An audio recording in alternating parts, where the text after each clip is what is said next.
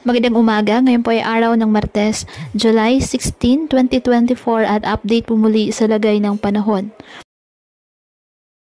Ayon sa Pag-asa, posible nang maging ganap na bagyo sa susunod na 24 oras ang low pressure area na namataan po sa silangan ng Davao City sa may Mindanao. At papangalan itong Butchoy ng Pag-asa oras na maging ganap nitong bagyo.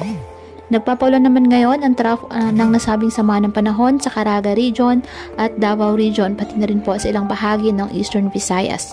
At magpapatuloy ang masamang panahon habang kikilos pa hilagang kanluran ang potensyal na bagyo.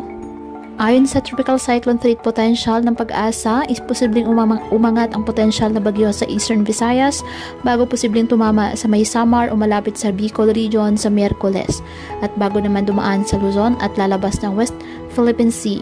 Hahatakin rin ito ang habagat na magpapaulan sa Zamboanga, Palawan at Western Visayas. Posible naman magtaas ng tropical cyclone wind signal dahil malapit ito sa lupa.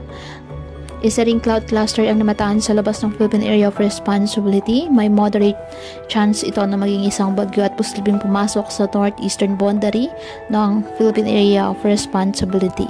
Ang tropical depression naman sa may South China Sea ay naasang tatama sa mainland Vietnam at bago tuluyang malusaw.